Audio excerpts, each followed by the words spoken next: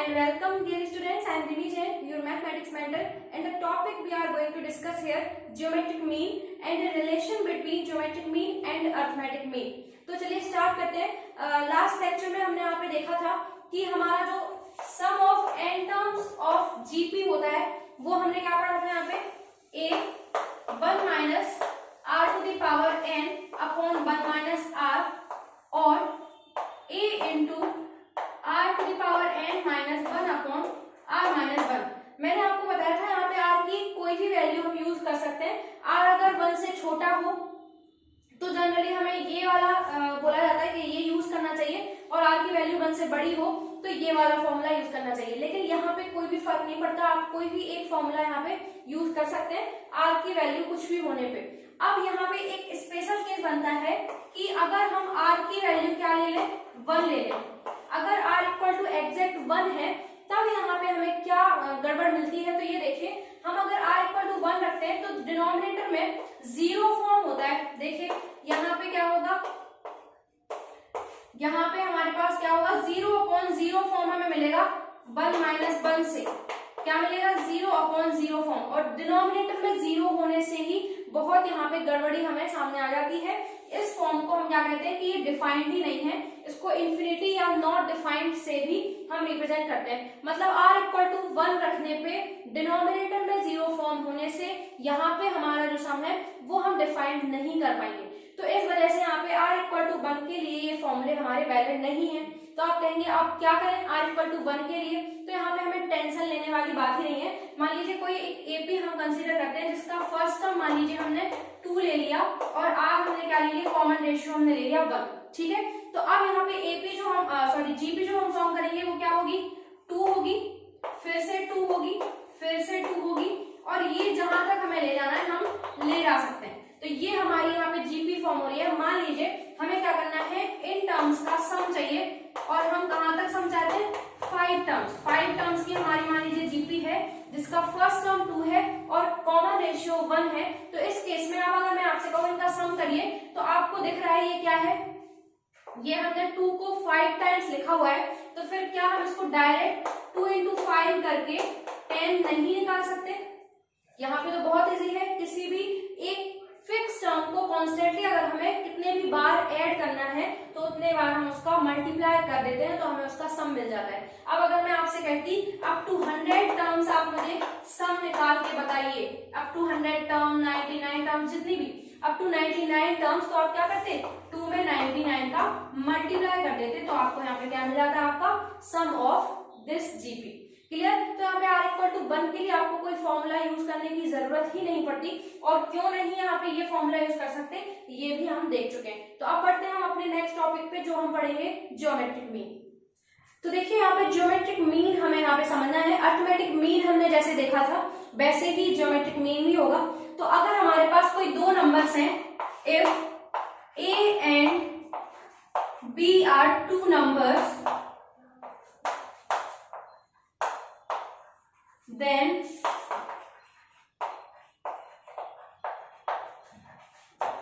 a number root of AB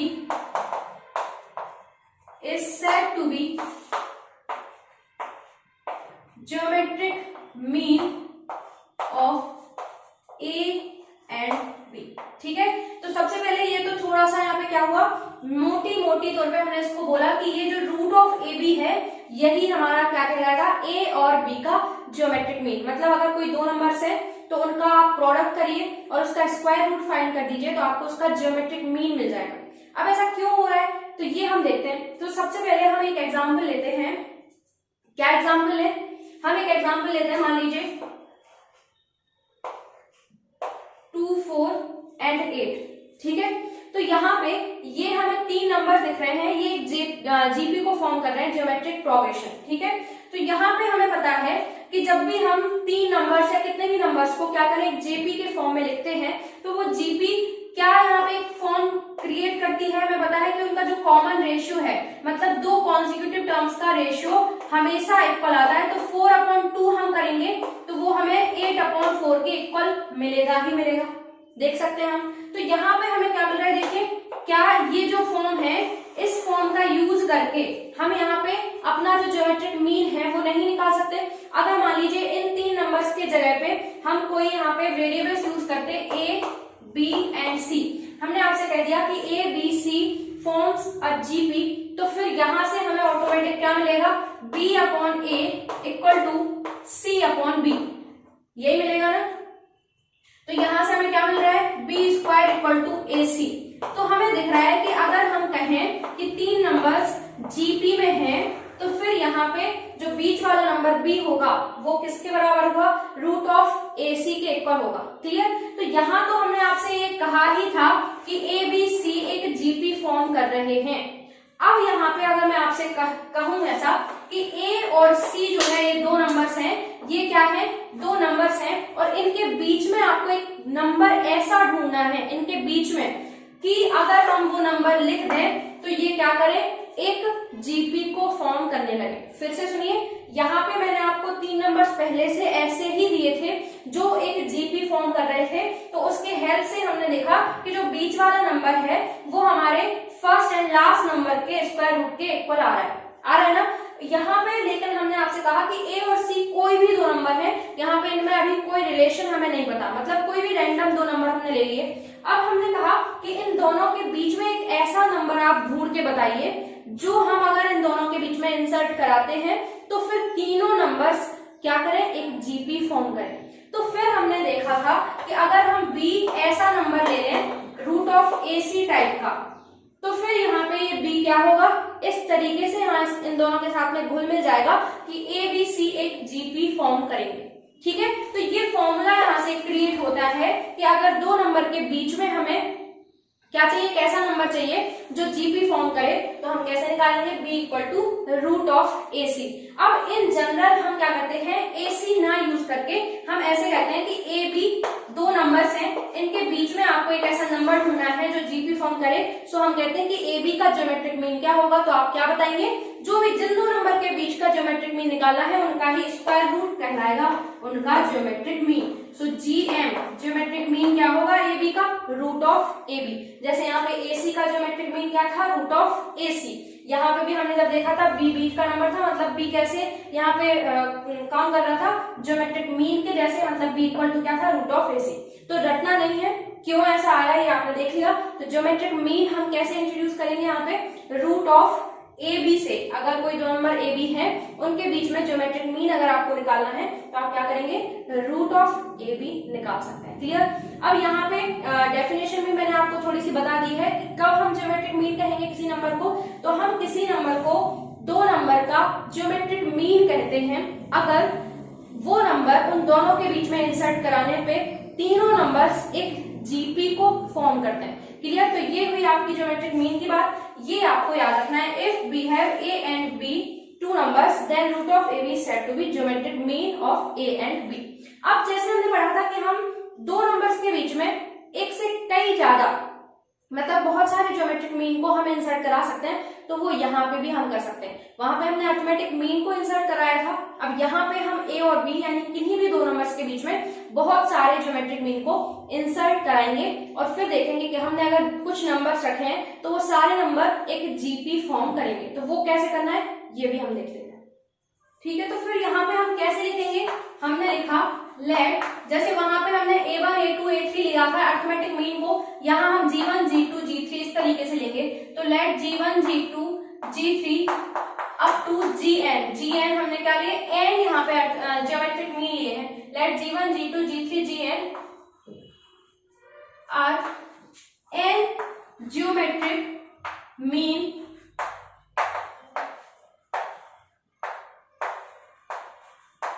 between 2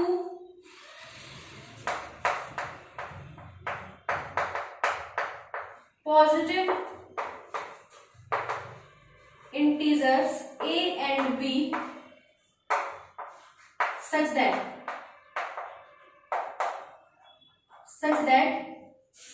a G1 G2 G3 Gn and B forms a GP। ठीक है। यहाँ पे हमने इस तरीके से इनको इंसर्ट कराया है कि ये सारे के सारे नंबर्स क्या कर रहे हैं, यहाँ पे जीपी फॉर्म कर रहे हैं। ठीक है। Clearly total number of terms, total number of terms कितनी है यहाँ पे देखिए, यहाँ पे हमारे पास हमने n नंबर्स इंसर्ट कराए हैं, a और b को और उनमें मिलाएंगे तो हमारे पास n+2 नंबर्स होंगे टोटल। क्लियर? अब यहाँ पे n+2 नंबर्स हैं तो हम देख सकते हैं कि हमारा जो b है लास्ट टर्म वो n+2 टर्म होगी इस gp की, होगी या नहीं होगी? तो यहाँ पे if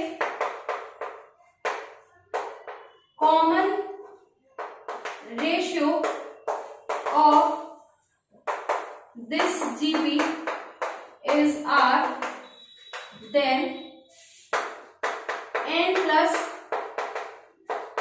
टर्म। अब हमें पता है कैसे हमने फॉर्मूला पढ़ा था, हमने जनरल फॉर्मूला पढ़ा था कि अगर हमें nth टर्म चाहिए तो क्या होती थी, a into R to the power n-1, यही होती थी ना। तो अगर हमें n+2 टर्म चाहिए मतलब a n+2, तो क्या होगा यहाँ पे फर्स्ट टर्म हमारी a ही है और r हमने क्या लिया है कॉमन रेशियो, तो कॉमन रेशियो की पावर में n की जगह पे n+2 है और उसमें से हमें 1 को सब्ट्रैक्ट करना है, तो यहाँ पे क्या आएगा a r की पावर n+1।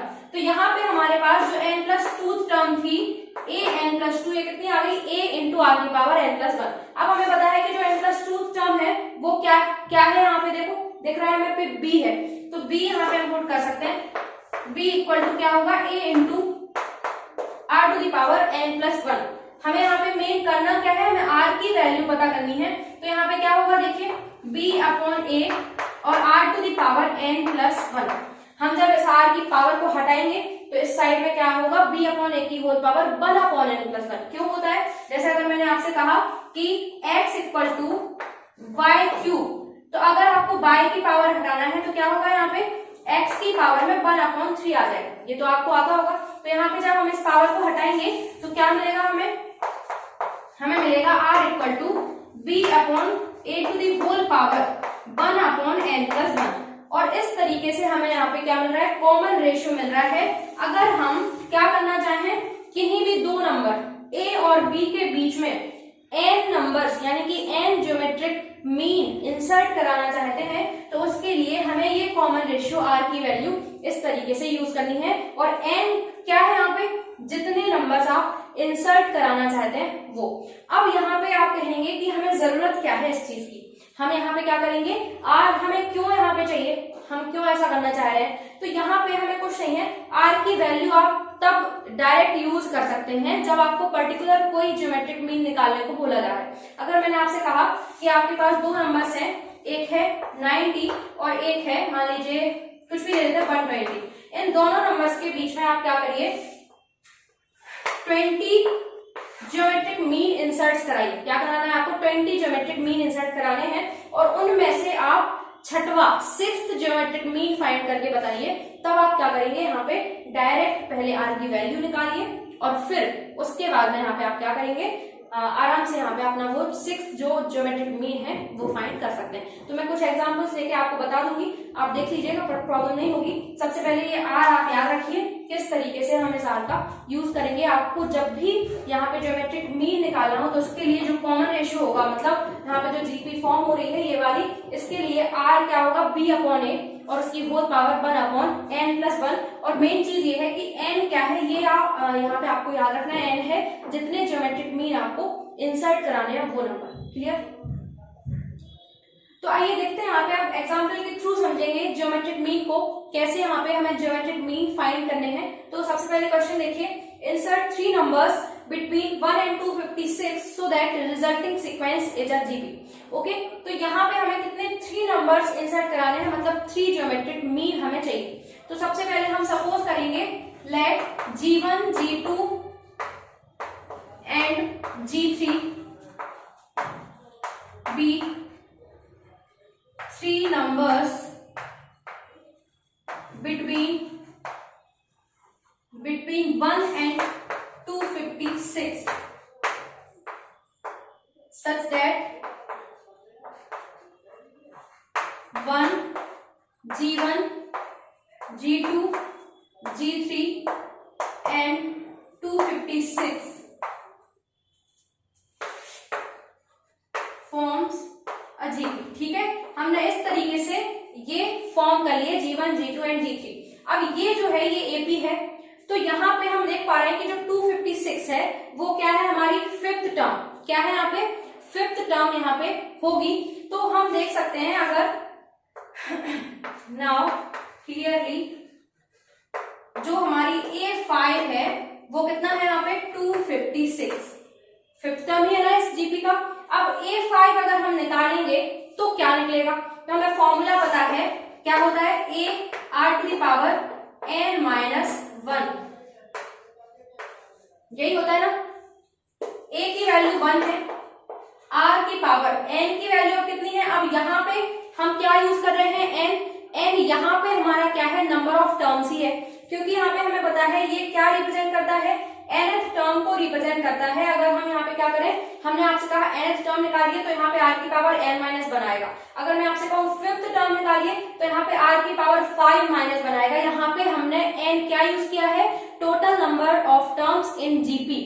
तो GP की टोटल नंबर ऑफ टर्म्स यहाँ पे n है। आपको थोड़ा सा बस यहाँ पे ध्यान रखना है n में कहाँ हमें क्या चीज यूज करनी है, ठीक है। जब वहां पे डायरेक्ट हम r की वैल्यू निकाल रहे थे वो भी मैं आपको करके बता दूंगी। जब हमने डायरेक्ट r निकाला था तब वहां पे हमें अर्थमेटिक मीन कितने हैं वो n की वैल्यू यूज करनी है। तो यहाँ पे 1 इंटू r की पावर n मतलब फिफ्थ टर्म है, इस वजह से क्या होगा 5 माइनस 1 और ये हो जाएगा यहाँ पे 256। तो यहाँ पे आ जाएगा r टू द पावर 4 और ये आ जाएगा 256। 256 को हम जानते हैं कितना लिख सकते हैं, हम 4 की पावर 4 लिख सकते हैं ना। तो ये हमारे पास हमें मिलेगा r इक्वल टू 4 और इस तरीके से हमें हमारा क्या मिल गया, कॉमन रेशियो मिल गया। अब हमें यहाँ पे अपनी GP चाहिए, मतलब कि क्या चाहिए, G1, G2, G3 की वैल्यू चाहिए। तो हम निकाल सकते हैं G1 यहाँ पे क्या होगा, G1 इस AP का सेकेंड टर्म है मतलब A2 होगा और A2 हमें पता है A होता है इंटू R होता है, यही होता है ना। तो A की वैल्यू कितनी है 1, R की वैल्यू है 4, तो G1 हमारा होगा 4। G2 हमें पता है क्या होगा, G2 जो होगा वो होगा A3। तो A3 हमें पता है क्या है AR स्क्वायर, A की वैल्यू 1 है, R की वैल्यू 2 है, तो ये हो जाएगा 16। G3 कितना होगा A4 मतलब कि AR क्यूब यानी 1 इंटू 4 की पावर 3, तो ये हो जाएगा 64। इस तरीके से हम इस क्वेश्चन को कर सकते हैं। इसमें हमने क्या किया, सारे जो हमारे ज्योमेट्रिक मीन थे उनको हमने फाइंड कर लिया। अब यहाँ पे हम डायरेक्ट जो r निकाल रहे थे उसका जो हमने फॉर्मूला पढ़ा था वो भी आप देख लीजिए। अगर हमें डायरेक्ट r ही निकालना है फॉर्मूले से तो हम कैसे यहाँ पे अप्लाई करेंगे, तो r इक्वल टू क्या होगा, यहाँ पे देखिए हमने पढ़ा था b अपॉन a और इसकी whole power 1 upon n plus 1, यही पढ़ा था ना r इक्वल टू। तो b की वैल्यू कितनी है 256 है और a की वैल्यू तो 1 ही है और होल पावर 1 अपॉन, अब यहाँ मैंने आपको बताया था n क्या है, जितने ज्योमेट्रिक मीन आपको इंसर्ट कराने हैं वो, तो यहाँ पे 3 नंबर्स हमें इंसर्ट कराने हैं। इस वजह से क्या होगा 3 प्लस 1 मीन्स यहाँ पे हमारे पास जो हमें रिजल्ट मिलेगा वो मिलेगा 256 की पावर 1 अपॉन 4।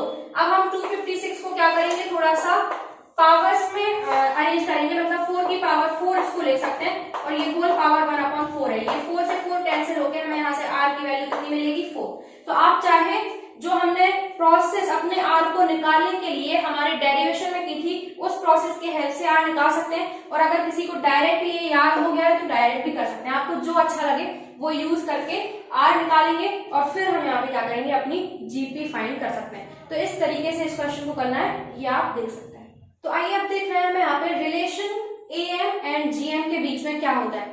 अर्थमेटिक मीन और ज्योमेट्रिक मीन के बीच में रिलेशन हमें देखना है, इन दोनों में से कौन बड़ा है कौन छोटा है ये हम यहाँ पे देखेंगे, ठीक है। तो सबसे पहले हम सपोज कर लेते हैं let A and G be arithmetic mean and geometric mean